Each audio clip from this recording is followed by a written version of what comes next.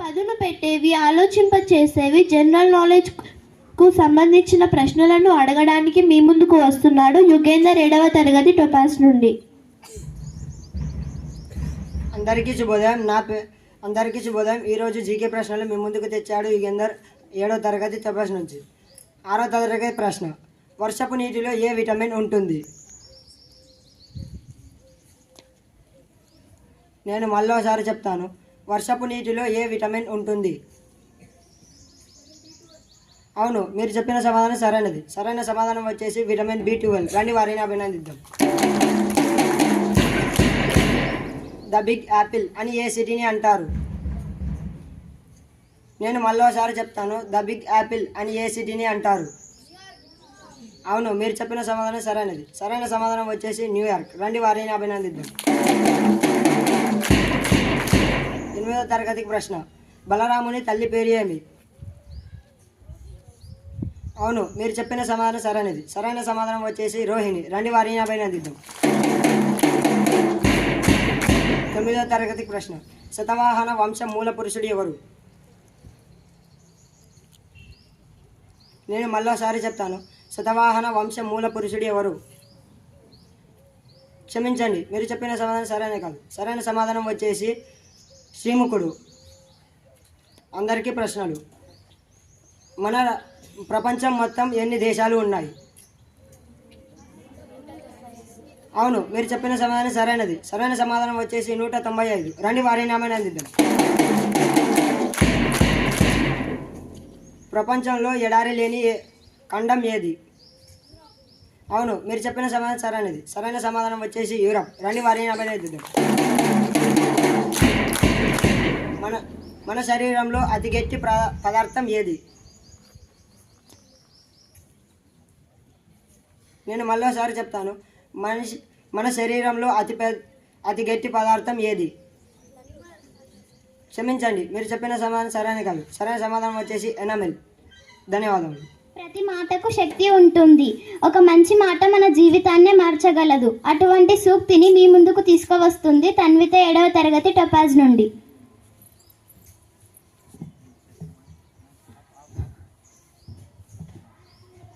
అందరికీ శుభోదయం. ఈరోజు మీ ముందుకి సూక్తి తీసుకొస్తుంది తన్విత 7వ తరగతి టొపాస్ నుంచి. సూక్తి: అఖండమైన ఓర్పు, ధైర్యం, ప్రయత్నాలతోనే ఉత్తమోత్తమ ఫలితాలు సంప్రాప్తం అవుతాయి. నేను మళ్ళీ ఒకసారి చెప్తున్నాను. అఖండమైన ఓర్పు, ధైర్యం, ప్రయత్నాలతోనే ఉత్తమోత్తమ ఫలితాలు సంప్రాప్తం అవుతాయి. ఈ సూక్తిని తెలిపిన వారు స్వామి వివేకానంద. ధన్యవాదములు. ఒక మంచి కొత్త పదాన్ని అందించడానికి మీ ముందుకు వస్తుంది తేజన్య 7వ తరగతి టొపాజ్ నుండి.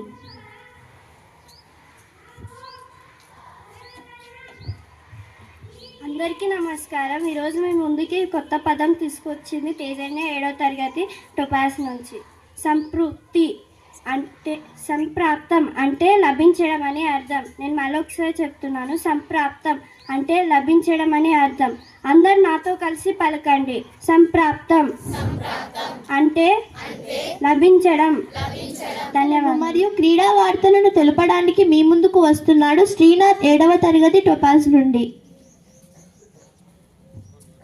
అందరికీ శుభోదయం. నా పేరు శ్రీనాథ్ 7వ తరగతి నుంచి. ఈరోజు రాష్ట్రీయ మరియు క్రీడా వార్తలు తెచ్చాను. రాష్ట్రీయ వార్తలు: తెలంగాణ చరిత్రను మార్చాలని చూస్తున్నారు అన్న మాజీ మంత్రి హరీష్ రావు. క్రీడా వార్తలు: ప్రో కబడ్డీ లీగ్లో పంజాబ్ పింక్ ప్యాంథర్స్ ఘన విజయం. ధన్యవాదాలు. ప్రపంచంలోనే జరుగుతున్న వార్తలను తెలుసుకోవడం మనకు చాలా అవసరం. వార్తలు మనకు ధైర్యాన్ని మరియు చైతన్యాన్ని, జ్ఞానాన్ని ఇస్తాయి. అటువంటి జాతీయ మరియు అంతర్జాతీయ వార్తలను తెలపడానికి మీ ముందుకు వస్తున్నాడు ఈశ్వర్ 7వ తరగతి టొపాస్ నుండి.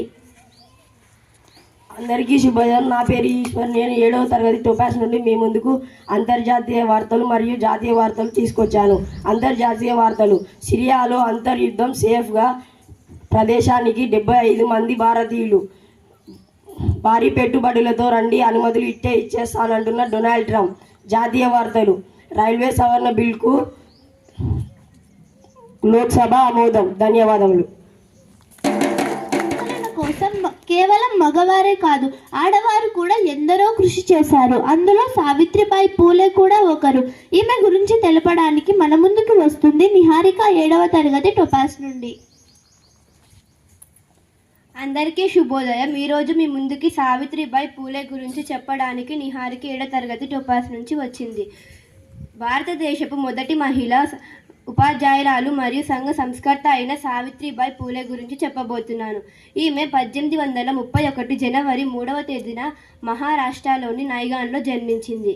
ఈమె నిమ్న వర్గాల అభ్యున్నతికి కృషి చేసిన జ్యోతిరావు పూలే భార్య. ఈమె 1848 జనవరి 1న పూణేలో బాలికల అభ్యున్నతికి బాలికల పాఠశాలను ప్రారంభించింది. శూద్రుల యొక్క, అంటరాని వారి యొక్క, మహిళల యొక్క హక్కుల కోసం భర్తతో కలిసి పోరాడిన ధైర్యవంతురాలు. నూతన వ్యవస్థ కోసం పాటుపాడింది. బాలికల చదువు కోసం ఉపాధ్యాయురాలుగా పనిచేస్తున్నప్పుడు అనేక అవమానాలకు గురయ్యింది. సమాజం సమానత్వం కోసం అవిశ్రాంతంగా కృషి చేశారు. కుల, లింగ వివక్షలు లేకుండా చేస్తానని సవాలు చేసింది ధైర్యంగా. ఈ విధంగా సమాజం కోసం తన జీవితాన్ని త్యాగం చేసి ప్రజల హృదయాల్లో చిరస్థాయిగా నిలిచింది. స్త్రీలు ఎక్కడైతే గౌరవింపబడతారో అక్కడ దేవతలు ఆనందపడతారు. ధన్యవాదాలు. వీరుడు, గొప్ప యోధుడు, హిందూ ధర్మ రక్షకుడు ఆయనే ఛత్రపతి శివాజీ మహారాజ్. ఛత్రపతి శివాజీ మహారాజ్ గురించి తెలియజేయడానికి మన ముందుకు వస్తుంది ఉపాసన. శుభోదయం అందరికీ. ఈరోజు ఛత్రపతి శివాజీ మహారాజ్ గురించి చెప్పడానికి వచ్చింది ఉపాసన 7వ తరగతి టొపాజ్ నుండి. ఛత్రపతి శివాజీ 1630 ఫిబ్రవరి 19న మహారాష్ట్రలోని శివనేరి కోటలో జన్మించాడు. తల్లి పేరు జీజియాబాయ్, తండ్రి షాజీ భోన్స్లే. ఛత్రపతి శివాజీ మహారాజ్ గొప్ప మానవతావాది. అరణ్య ప్రాంతాలలోని గ్రామాలను పర్యటించాడు. అక్కడి ప్రజల కష్టాలను తెలుసుకొని వాటిని తొలగించడానికి కృషి చేశాడు. అక్కడి రైతులకు వ్యవసాయానికి విత్తనాలు, పనిముట్లు ఇచ్చాడు. పశువులను కొనుక్కోవడానికి రుణాలు ఇచ్చాడు. కరువు ఏర్పడినప్పుడు పన్నులు తొలగించాడు. అంతేకాదు పరస్త్రీలను తల్లిగా గౌరవించాడు. ఆయన దేశ సంస్కృతిని, హిందూ సంస్కృతిని కాపాడిన మహానీయుడు. ఆయనకు దేశం అంటే ఎంత ప్రేమో అతని మాటలలోనే తెలుసుకుందాం.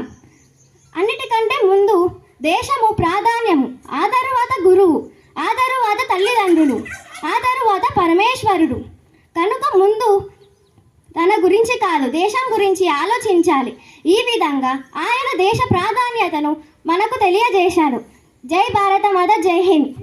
ఆసక్తిని రేకెత్తించే విషయాలు ఎన్నో ఉన్నాయి. అందులో కొన్ని ఆసక్తికరమైన విషయాలు మీ ముందుకు తెస్తున్నాడు కేశవ్ 7వ తరగతి టొపాజ్ నుండి. అందరికీ శుభోదయం. నా పేరు పి కేశవ్. నేను 7వ తరగతి టొపాజ్ నుంచి ఆసక్తికరమైన వాస్తవాలను తెచ్చాను. వాస్తవం 1. తిమింగలం నాలుక ఒక ఏనుగు బరువు కంటే ఎక్కువగా ఉంటుంది. వాస్తవం 2. చీమలు ఎప్పుడు నిద్రపోకుండా ఆహారాన్ని సేకరిస్తాయి. వాస్తవం 3. పాములు భూకంపాన్ని కొన్ని రోజుల ముందే పసిగడతాయి. వాస్తవం 4. ఎలుకలు మనుషుల్లాగా కలకంటాయి. వాస్తవం 5. ఆక్టోపస్ ఒకటేసారి 56,000 గుడ్లు పెడతాయి. వాస్తవం 6. నీటిలోనే అతి విషపూరితమైన చేప స్టోన్ ఫిష్. వాస్తవం 7. ఇజ్రాయెల్ రాష్ట్రీయ జంతువు కుక్క. ధన్యవాదం.